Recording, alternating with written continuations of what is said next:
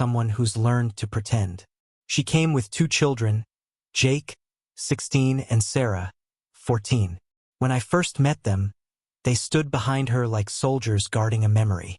Their father, Mark, lived in California, where the sun is gentler and promises evaporate faster. He appeared twice a year, sometimes less, always with a trunk full of gifts. New phones, brand-name shoes, things that glittered long enough to make them forget his absence. Every visit began with cheers and ended with silence, like applause after a bad performance. I didn't come bearing gifts. I came with work boots, plans, and the kind of love that doesn't know how to decorate itself. I fixed the railing on their porch, patched the roof, built a doghouse even though we didn't have a dog yet. I thought small kindnesses could earn me a place in their story. I was wrong. The first year was full of effort disguised as hope. I learned to make Sarah's favorite breakfast, pancakes shaped like hearts that she ate without looking up. I helped Jake rebuild an old engine he found behind the shed. We spent weekends knee-deep in grease, our hands black with oil, the air thick with that strange peace men share when they don't have to talk. For a while, I thought I was breaking through. But respect isn't something you can build with wood and patience. It's given or it's not. And in that house, it wasn't. It began quietly, the way rot creeps through beams you thought were solid. Sarah started skipping my goodnight wishes, her headphones sealing her away in another world. Jake stopped asking for help except when it involved money. I caught them whispering once, the kind of whisper that carries laughter like smoke. When I walked in, they fell silent, smiling with the practiced ease of the guilty. Their mother, Megan, noticed but said little.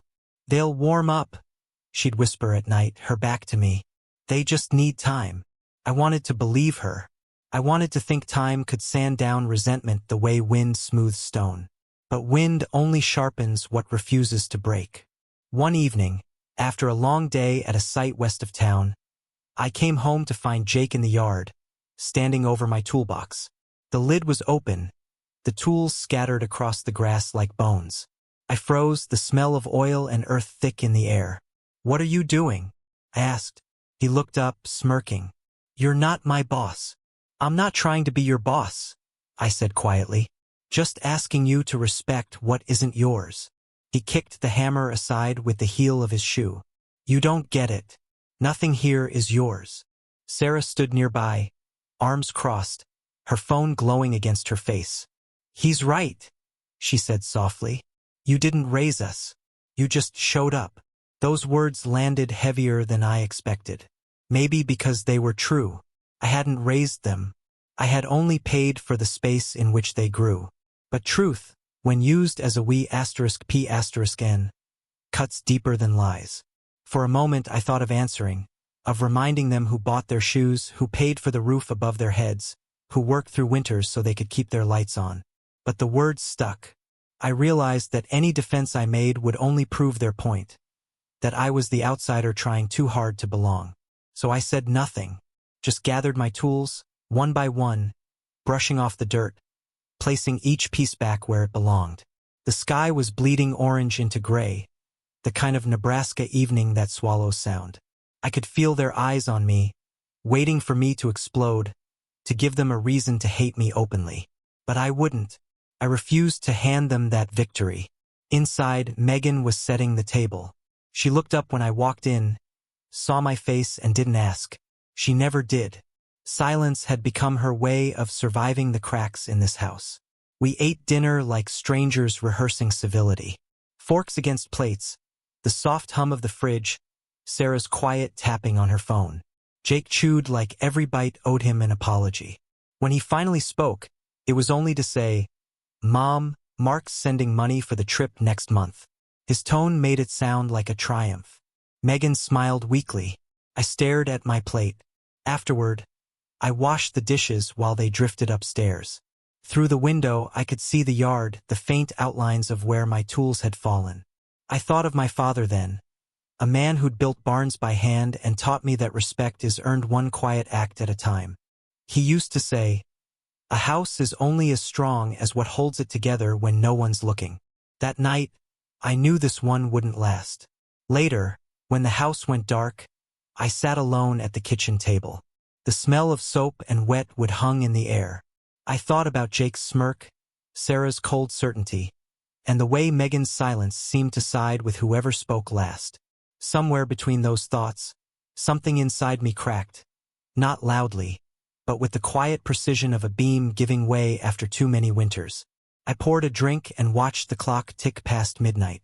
I remembered the nights I stayed up fixing Jake's truck, the time I drove an hour to pick Sarah up from a dance because her real dad forgot. I remembered Megan thanking me with tired eyes that never quite met mine. I thought of all the ways I had tried to build a family out of fragments. Maybe I mistook construction for connection. Outside, the wind picked up. The porch light flickered once, then steadied. I realized then that love without respect is just maintenance.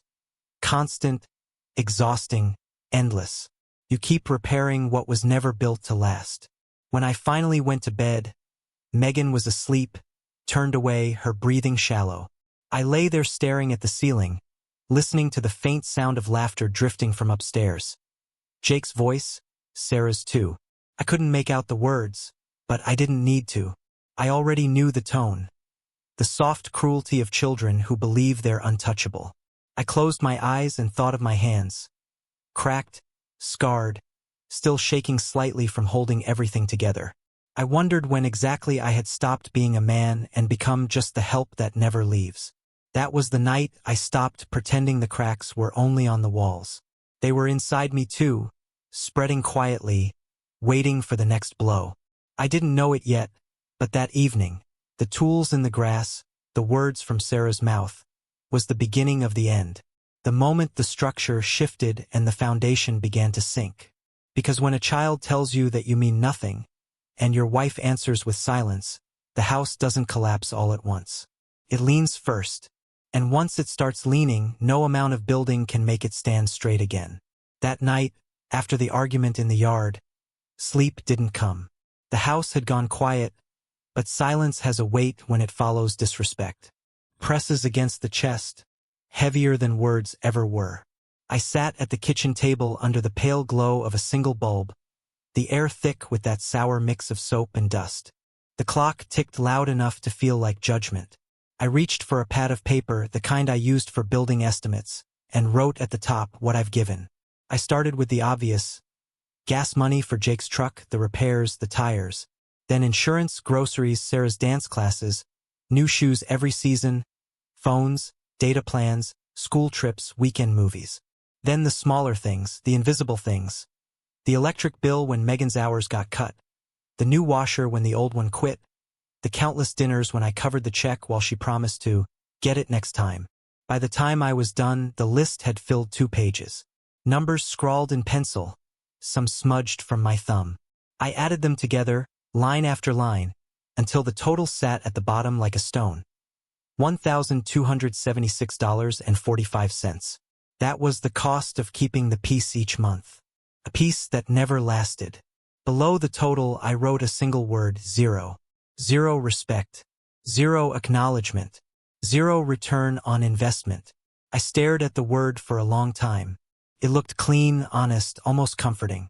There's a strange relief in seeing your worth reduced to nothing. It removes confusion. I finally knew what I meant to this house. Not father, not partner, financier. The refrigerator hummed. Somewhere upstairs, Sarah's phone chimed. A bright, cheerful sound that didn't belong in that kind of night. I thought of her laughter earlier, how easy it was for her to say I meant nothing. I wondered if she'd remember the day I built that birdhouse with her. How proud she was when the first sparrow landed on it. Probably not. Gratitude fades quicker than paint. When you build houses for a living, you learn something about balance. Too much weight on one side, and the structure leans until it breaks. I realized that's what I'd done here. I'd carried all of it. The bills, the discipline, the patience, the silence, while they stood on the lighter side, judging me for holding it up wrong. At 2 a.m., I opened my wallet and looked at the photo tucked behind my ID. The one from the fair. All of us pretending to be a family. Megan's smile looked rehearsed. Sarah's eyes were on her phone even then. Only Jake had looked straight into the camera. That same defiant half-grin he used when he wanted me to know I couldn't reach him. I placed the photo on the table beside the list. 2 documents, one made of numbers, one made of faces. Both proof of what I'd built and what I'd lost. I thought of Megan then. The way she'd stopped meeting my eyes months ago. How her laughter always softened when she talked about Mark. Even if she didn't mean to, she'd tell me stories from when they were married. Little things harmless on the surface, but every word of nostalgia felt like a splinter under the skin. I knew she didn't want him back. She just couldn't let go of the version of herself that had existed when he was still around. The younger woman, untested, still hopeful. I couldn't compete with memory. No one can. The next morning, I went to work like nothing had happened. Habit is stronger than heartbreak. I laid drywall in a new subdivision outside Lincoln. My hands steady but my mind elsewhere. At lunch, the guys joked about politics, the weather, their wives. I smiled when it felt appropriate. But every laugh felt foreign, like pretending to be alive inside someone else's body. That evening, when I got home, Megan was in the kitchen, talking on the phone. I heard her say Mark before she lowered her voice. The rest of the words blurred together. I set my tools down quietly and waited until she hung up. She turned, startled, then smiled that careful smile that meant she'd already decided how this conversation would go. "He's just checking on the kids," she said quickly. "Sure," I answered. My voice didn't rise. It didn't need to. Some truths are too heavy to carry on noise. We ate dinner in near silence. Jake asked for money for gas. Sarah wanted new shoes for an upcoming dance. I said yes to both out of reflex. Megan thanked me softly, as though that was enough. But it wasn't thanks, it was acknowledgement of dependency, not of love. Later that night, I sat back at the same table and reopened the list. This time I added something new: respect. Non-negotiable. Payment overdue. It wasn't anger that guided the pen. It was clarity. I realized that love without respect isn't love at all. It's servitude dressed up as devotion. Every man has a limit, a line between duty and dignity. I finally found mine. I folded the list neatly and placed it inside the drawer. It wasn't a declaration yet, just a record, a quiet contract with myself. I would still live here, still work, still speak when spoken to. But something fundamental had shifted. The bank was closed even if no one knew it yet. The following week, I tested the silence. When Jake asked for gas money again, I told him I was short. He laughed, thinking it was a joke. When Sarah mentioned a field trip, I told her to ask her father. She rolled her eyes. "He's busy." "Then you'll have to wait," I said. The look on her face was the same mixture of confusion and arrogance I'd seen so many times. That disbelief children wear when they realize the machine they depend on might stop working. She didn't speak to me for 2 days after that. Megan did, but only to ask if everything was okay. I told her the truth. "I'm just tired." She nodded, as if fatigue explained everything, and maybe it did. Fatigue is just grief that's been working overtime. At work, I started staying later, taking extra jobs on weekends. Not for money, for distance. The house no longer felt like a place to rest. It was a job site. Unstable foundation, weak supports, walls full of hidden cracks. You don't fix a place like that. You brace it until it collapses, then you walk away. One night, Megan came into the living room while I was sorting receipts. "You've been quiet lately," she said. "The kids think you're mad at them." "I'm not mad," I said. "I'm just done talking to people who don't hear me." She frowned, like she wanted to argue, but didn't. Her silence was its own admission. She went upstairs, leaving the faint scent of her perfume behind. The same perfume she wore on our wedding day. The memory stung like sawdust in the lungs. When the house went still, I pulled out the list again. I added one last line, written slowly, deliberately, withdrawal in progress. It wasn't rage. It wasn't revenge. It was survival. The next morning, the world looked the same, but I wasn't. Something inside me had gone quiet, like a machine finally switched off. And in that quiet, I understood what builders like me always do in the end. Sometimes you don't fix what's broken. You remove your tools, step back, and let gravity finish the work. At first, nothing seemed different. The house moved through its routines like a tired machine. Coffee brewing at 6, the same creak of floorboards, the same muffled music leaking from Sarah's room. But silence has its own rhythm, and mine began to change the tempo of the house. It started with small things. Jake came to the kitchen one morning, his car keys jingling like coins. "I need gas money," he said, without looking at me. His voice had that practiced tone of entitlement, not a question but an assumption. I didn't answer right away.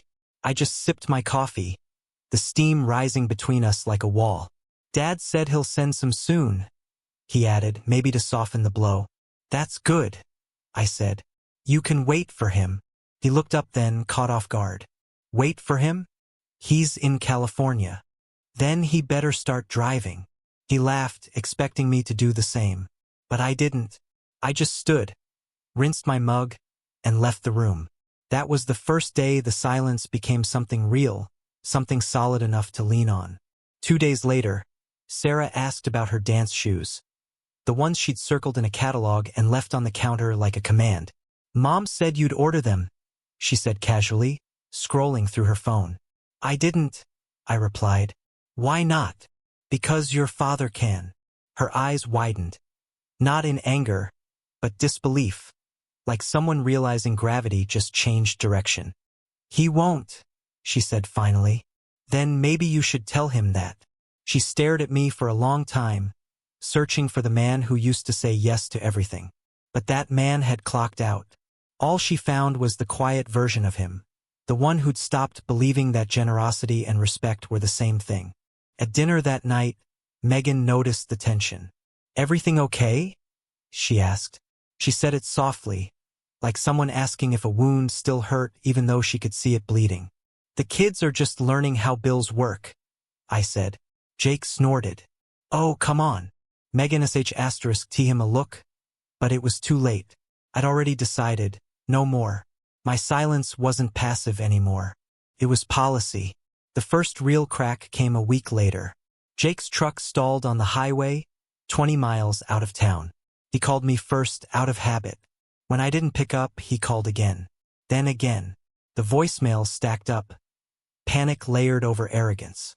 I listened to the first one just long enough to hear his voice break, then deleted the rest. By the time he made it home, Megan was pacing the porch. "Why didn't you answer?" she demanded. "Because he has a father," I said. "He should have called him." She stared at me, stunned. "You can't just." "I can." And I did. That night, Jake barely spoke to me. His silence was loud, childish. Mine was quieter, colder, built from years of practice. I could tell he was waiting for the guilt to show up, the kind that used to make me give in. It never came. A week later, a letter arrived from the insurance company. A fine for lapsed coverage on Jake's truck. I left it on the table for him to see. He read it, crumpled it, and threw it away. "Mom will handle it," he said. But she didn't. She couldn't. She'd gotten used to me doing the handling. Then came Sarah's turn. Her school trip was in 3 days, and she still didn't have the shoes or the money for the ticket. She stood at the kitchen doorway that evening, her eyes red from crying. "He won't answer," she said. "Dad won't pick up." "I know," I said. "Then what am I supposed to do?" "Maybe learn from it." She looked at me as though I'd slapped her. "You're enjoying this." "No," I said. "I'm just done being invisible." She ran upstairs, her footsteps sharp against the wood, the sound of her door slamming echoing through the house. I didn't follow. That was the new rule: no chasing, no fixing. If they wanted to live by the myth of the perfect father, they could also live with the silence he left behind. By the end of that month, the air in the house had changed. Even Megan spoke less. She moved through rooms quietly, like someone living in a house that didn't belong to her anymore. I'd catch her staring at me sometimes. Not with anger, but with confusion, as if she were trying to recognize the man she once thought she married. "Thomas," she said one night as we sat in the living room, the TV flickering between us. "You've changed." "I finally stopped pretending," I said. She sighed. "They're just kids. They'll grow up." "They already did," I just stopped paying for the privilege of watching. Her eyes glistened, but she didn't cry. Megan was too proud for that, or too guilty. I could never tell which. Weeks passed. Jake found a part-time job at a car wash. He came home smelling of soap and gasoline, his palms raw. The first time I saw him pour his own money into that truck, I almost spoke, almost told him I was proud. But I didn't. Some lessons need to finish burning before you put out the fire. Sarah started babysitting for a neighbor down the street. She bought her own shoes, secondhand, with the corners scuffed and the laces mismatched. I watched her clean them carefully at the table one night, her lips pressed tight in focus. For the first time, she didn't look like a child waiting for rescue. She looked like someone learning how to build. Even Megan began to shift. She started packing lunches instead of buying them, canceled subscriptions, sold old clothes online. Once, she sat beside me in the evening, quiet for a long time, then said, "I should have stood up for you more." I didn't answer. I just reached for her hand. She didn't pull away. Mark called twice that month, maybe 3 times. Each time, his number flashed on Megan's phone. She hesitated before answering. The calls were short. I never asked what was said, but I saw the look in her eyes afterward. A mixture of disappointment and recognition. The realization that the man who'd been worshipped by absence was still just that, absent. One evening, Jake came home early, his shirt stained with grease, eyes tired but clear. He didn't say anything at first, just poured himself a glass of water, stood at the counter, and finally said, "You were right." I looked up. "About what?" He shrugged. "About him. About everything." I didn't know what to say, so I didn't. He nodded once, as if that was enough, and went to his room.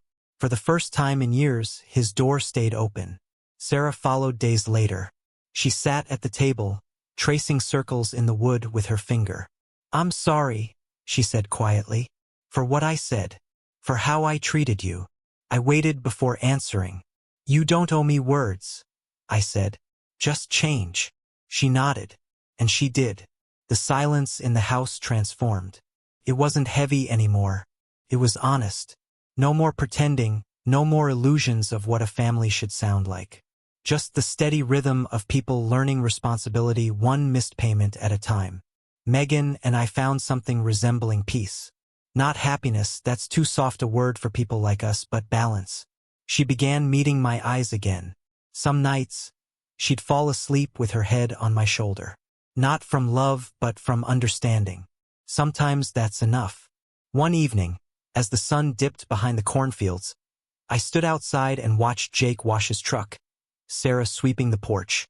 The air was filled with small sounds.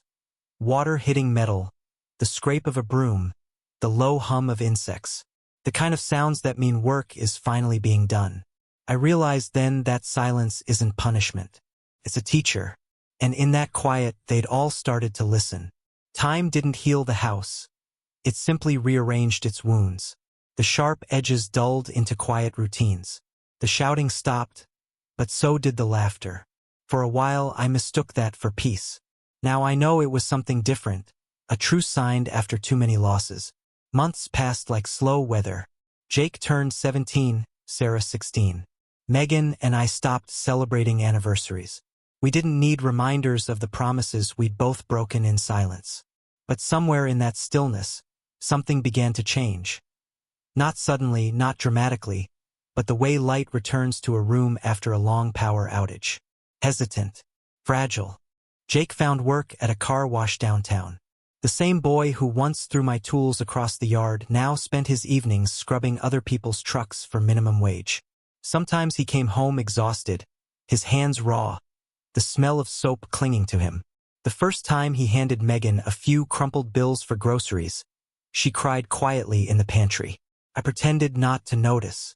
He didn't need an audience. He needed dignity. Sarah started babysitting for neighbors. She learned how to stretch a $20 bill into groceries for the week. She began helping around the house without being asked. One Saturday, I caught her repainting the birdhouse we'd built years ago. The one that had fallen into the grass, weather-beaten and forgotten. She didn't see me watching, but I saw the way her hands moved carefully over the wood, smoothing what time had splintered. Some lessons arrive late but take root deep. Megan was the last to change. For months she tiptoed between guilt and pride, afraid to admit how much of our past she'd ignored. Then, one evening, she came to me while I was working in the shed. "You were right," she said, standing in the doorway. Her voice was soft, unsteady. "I thought keeping the peace meant keeping quiet. But I see now what that cost you." I set down my hammer. "It cost all of us." She nodded. "I'm sorry. It wasn't a grand apology, but it was real." We stood there for a long time, the smell of sawdust between us, the distance finally shrinking. I didn't forgive her out loud. Forgiveness isn't something you say. It's something you stop holding on to. Mark reappeared soon after, like a ghost sensing his name spoken too often. He called more, sent texts, even promised visits that never happened. When he did show up, the shine was gone from his act. The kids saw it now, the way his stories repeated, the way his gifts came with conditions. One afternoon, after another broken promise, Jake came home and tossed a new pair of sneakers on the counter. "He said they were from last Christmas," he muttered. "Guess he found them under the seat of his car." I looked at the shoes, bright and untouched. "You keeping them?" Jake shook his head. "No, they don't fit." That night, Sarah asked if she could talk. We sat on the porch, the air heavy with the smell of rain. "I used to think he was perfect," she said. "I used to wait for his calls like they were proof he remembered us. But when he talks now, it's all about him. His trips, his plans, his new family." She paused. "It's strange. He sounds smaller than I remember." "Maybe you just grew up," I said. She leaned her head against my shoulder. "Maybe I just opened my eyes."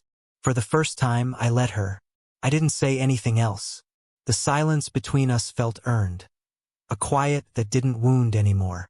Weeks passed. Jake started taking night classes at the community college. Mechanics. He said he wanted to work with his hands. "Guess it runs in the family," he said once, almost smiling. I didn't correct him. Let him have that sentence. It was more than I ever expected. Sarah talked about studying psychology. "I want to help kids who don't have real parents," she said. The irony didn't escape me, but I didn't laugh. "Then start with honesty," I told her. "That's where the healing begins." Megan began joining me in small things again. Planting tomatoes, repainting the porch, folding laundry at the table while I read the paper. She didn't fill the air with apologies anymore. She just stayed close. One night, she reached for my hand, her fingers rougher now, familiar again. "You could have left," she said quietly. "Most men would have." I thought about that, the nights I almost did. The suitcase I'd packed once, the note I never wrote. "I wanted to," I admitted. "But I built this house. Walking away would have felt like tearing down my own work." She smiled faintly. "You built us too." "Maybe," I said. "But I had to let it fall first." That's the thing about rebuilding. You can't fix a structure until you know which parts are worth saving. For a long time, I thought I could hold this family together with effort alone. Now I understand that effort without respect is just endurance in disguise. Sometimes, late at night, I walk through the house after everyone's asleep. The floors creak the same. The walls still whisper the same memories, but the air feels lighter. Jake's tools are stacked neatly by the door. Sarah's shoes, the ones she bought herself, rest beside them. The house is quiet, but not empty. It's a different kind of silence now. One that listens instead of accuses. I keep that old list tucked away in a drawer, the one from that long night months ago, the list of everything I'd given. Sometimes I take it out, not to count the cost, but to remember what it taught me. Each line is a lesson, each number a confession. At the bottom, next to the word 0, I've added something new. Respect. Partial payment received. I don't expect more. Life rarely settles its debts cleanly. But there's balance now, not the perfect kind, just enough to stand on without falling through the floor. Last week, Jake asked if I'd help him rebuild an engine he'd bought from a junkyard. "I want to do it right this time," he said. We spent the afternoon under the hood, the smell of oil thick in the air, the sun slipping behind the trees. He asked questions, listened, laughed even. When we finished, he said, "Thanks, Dad." So quietly I almost thought I imagined it. I didn't react. I just handed him the wrench. "Tighten it until it holds." He smiled. "Yeah," he said. "I know." And Sarah, she brings home her grades, small victories scribbled in red ink. She shows them without fear, as if she finally knows they'll be seen. Sometimes she still calls me Thomas instead of Dad. But there's warmth now in the way she says it. Like a man's name finally means something safe. Megan and I don't talk much about the past anymore. We've both learned that some stories can't be repaired, only carried. We sit on the porch most nights, watching the fields breathe in the dark, the horizon fading into memory. The kids' laughter drifts from inside the house, softer than before but real. It's enough. I still wonder sometimes if I was too harsh. If stepping back was an act of cruelty disguised as wisdom. Maybe it was. Maybe love requires a kind of stubborn cruelty, the refusal to keep saving people who won't save themselves. Or maybe that's what every man tells himself when the giving finally stops. Either way, I've made my peace with it. Because blood alone doesn't build a family. Labor does. Consistency does. The courage to walk away and let the cracks speak for themselves does. I built this house with my own hands, but the lessons, those were built on silence. And silence, I've learned, is not emptiness. It's the sound of respect returning, one heartbeat at a time. So I leave you with this question, the same one that keeps me company on sleepless nights. When love turns to labor and respect disappears, how long would you keep building?